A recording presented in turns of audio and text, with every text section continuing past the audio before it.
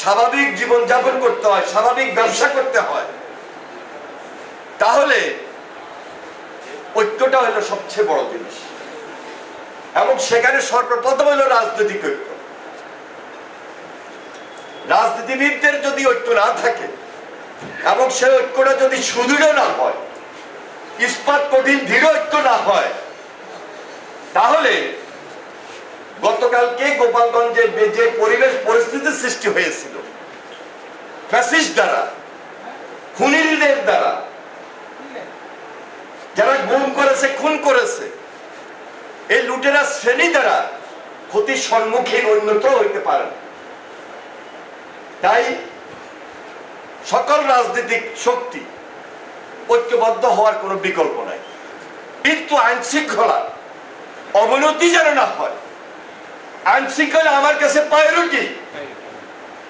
আমি স্বাভাবিক জীবন চাই, স্বাভাবিকভাবে চলাফেরা করতে চাই, স্বাভাবিকভাবে বসবাস করতে চাই, স্বাভাবিক রাজনীতি করতে চাই। সেখানে কারোর ভুলের কারণে, কোন রাজনৈতিক দলের ভুলের কারণে, কোন ব্যক্তির কারণে আমার এই স্বাভাবিক জীবন, স্বাভাবিক চলাফেরা, স্বাভাবিক বসবাস, স্বাভাবিক দেশ যদি ক্ষতিগ্রস্ত হয়, তাহলে আমরা সবাই ক্ষতিগ্রস্ত হব। এই জন্য প্রত্যেকটা রাজনৈতিক দল এবং রাজনৈতিক ব্যক্তি আমার কথা বলার সময়, আমার কর্মসূচি দেওয়ার সময় আমাকে কিন্তু খুব হিসাব বিকাশ করে এগোতে হবে। হিসাব বিকাশ করে আমাকে কথা বলতে হবে, হিসাব বিকাশ করে আমাকে কর্মসূচি দিতে হবে। আমার মনে হয় আমি কি বুঝাতে চেয়েছি নিশ্চয় আপনারা বুঝেছেন। আপনারা সতর্ক থাকবেন, সজাগ থাকবেন। বিশেষ করে আমাদের লক্ষ্মীপুরে এই জেলায় আমরা যারা আছি, we are United, fully United. কেউ যদি এখনো মনে করেন আমাদের এই ইউনিটির উপর আঘাত করতে গিয়ে দুই চারটা উল্টাপাল্টা বক্তব্য দিবেন, সেটাও আমরা গ্রহণ করব না।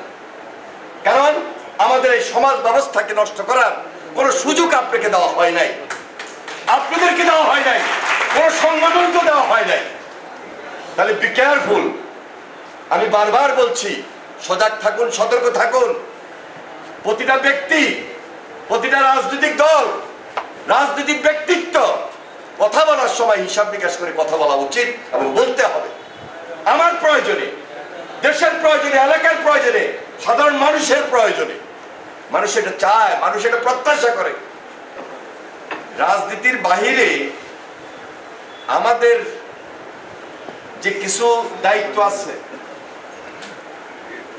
সেটা সামাজিক বলেন, মানবিক বলেন, ব্যবসায়িক বলেন, এই কাজগুলো একটা রাজনৈতিক বিদদের উপর এমনিতেই চলে আসে।